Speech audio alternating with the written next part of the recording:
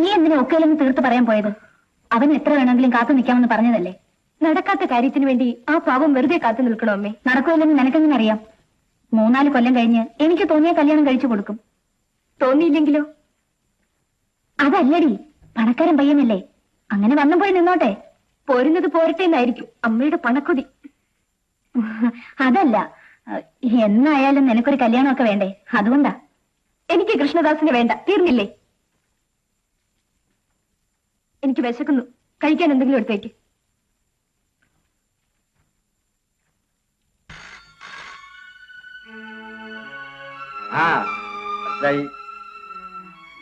ആരെ? കൃഷ്ണദാസോ? കൊള്ളാമല്ലോ. എന്നിട്ട് ലേഖ എന്ത് പറഞ്ഞു? അത് വേണ്ടായിരുന്നു, പാവം ഒന്ന് സഹായിക്കാമായിരുന്നില്ലേ? എന്താ ചിരിച്ചത്?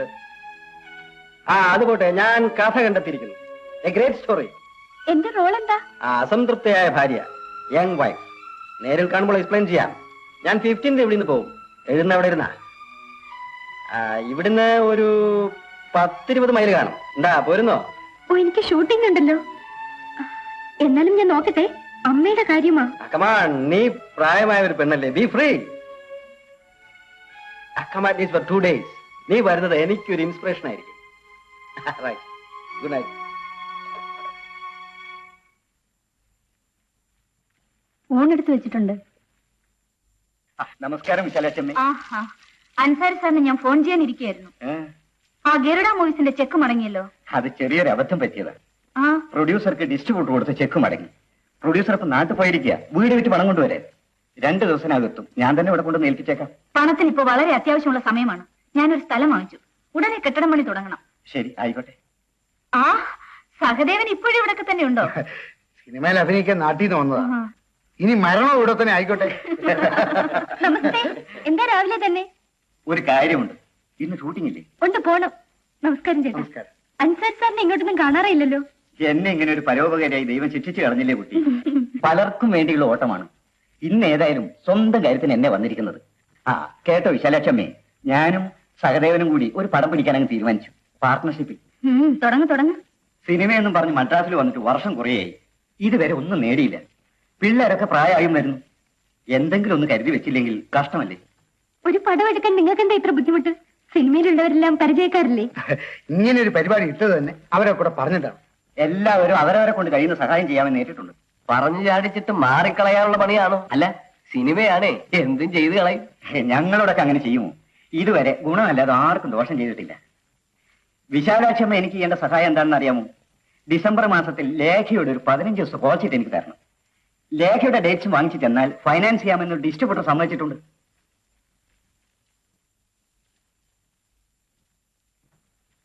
അതിനൊരു കുഴപ്പമുണ്ടല്ലോ സാറേ.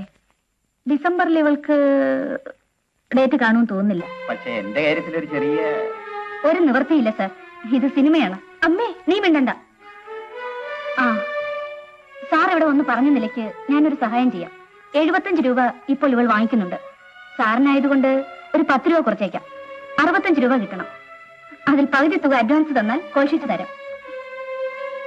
വിശാലാക്ഷമ്മ എനിക്ക് സൗജന്യമൊന്നും ചെയ്തു തരില്ല. 15 ദിവസത്തെ കോൾ ഷീറ്റ് ഒപ്പിട്ട് തരിക. ഞാൻ അതുകൊണ്ടായി കാണിച്ച് രൂപ വാങ്ങിക്കും. നിങ്ങൾ ചോദിച്ച അഡ്വാൻസ് തരുകയും ചെയ്യും. സാറിന് വിരോധമൊന്നും തോന്നരുത്. അഡ്വാൻസ് തന്നിട്ട് കോൾ ഷീറ്റ് ചോദിക്കാം, തരാം. ഇല്ലെങ്കിൽ വെറുതെ സമയം കളയണ്ട. നമുക്ക് പോകാൻ സാർ.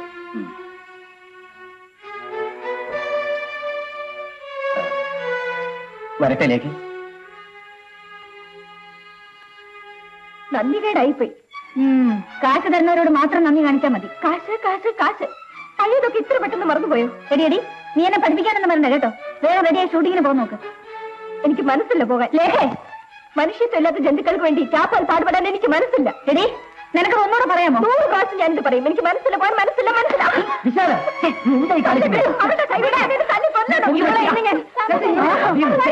നീ എന്നെ കൊച്ചു പറയാറായോ?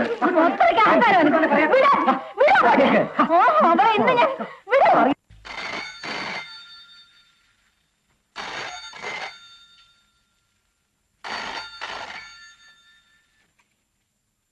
ഹലോ, മനസ്സിലായി. റെഡി ആയിക്കൊണ്ടിരിക്കുക. ഉടനെ എത്തിക്കോളാം. ശരി ശരി, വെക്കട്ടെ.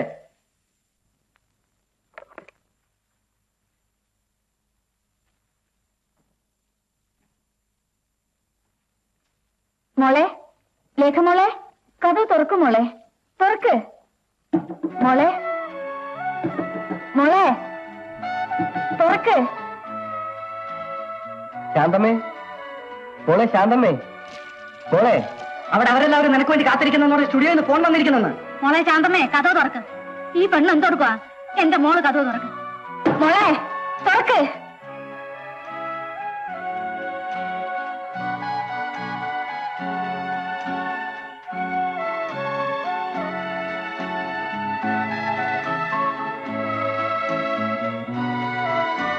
മോളെ, മോളെ, മോളെ.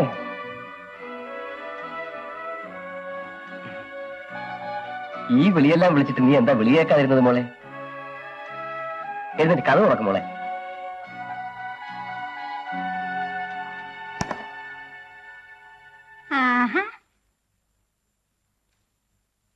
അമ്മ ഇങ്ങനെ പോരെ.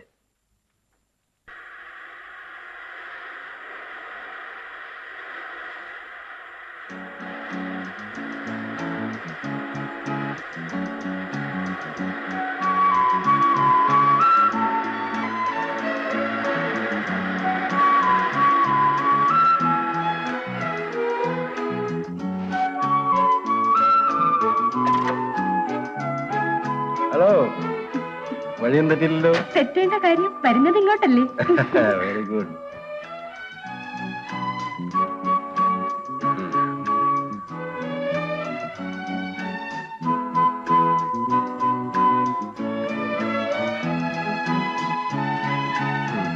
ആട്ടെ, എന്ത് പറഞ്ഞാ പോകുന്നത്?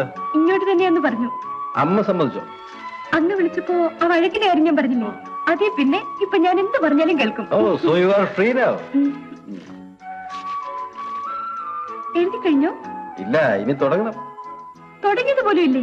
പിന്നെ 4 ദിവസം ഇവിടെ എന്ത് ചെയ്യായിരുന്നു? ഞാൻ നിന്റെ വരവിന്റെ മയക്കത്തിലായിരുന്നു. Now I will start.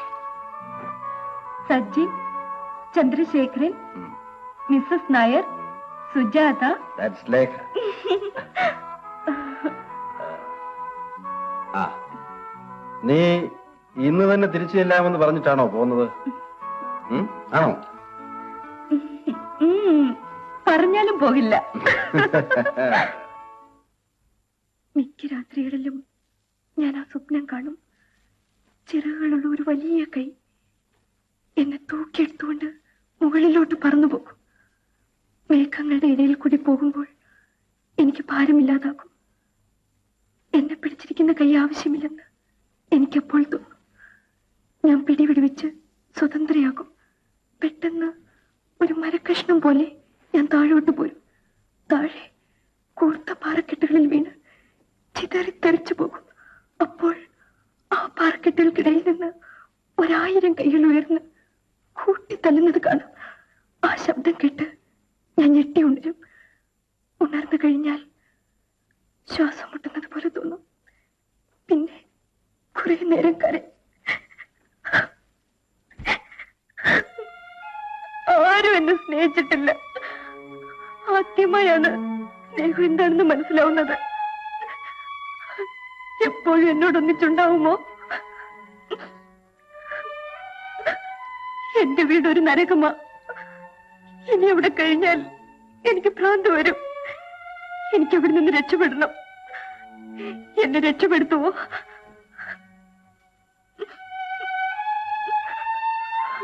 ഞാനെന്ത് ശ്രമിച്ചു നോക്കാം. Let us see.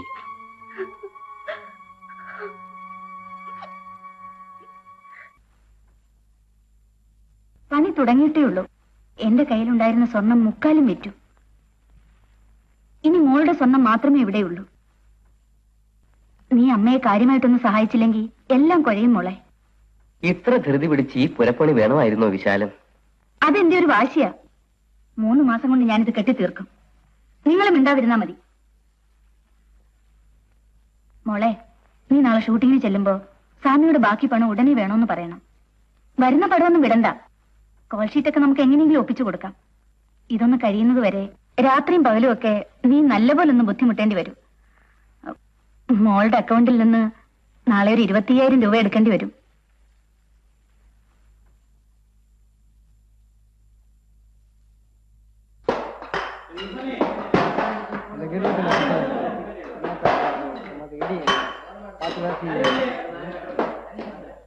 ഇന്നെന്താ നേരത്തെ പുള്ളിക്കാരനോടെ?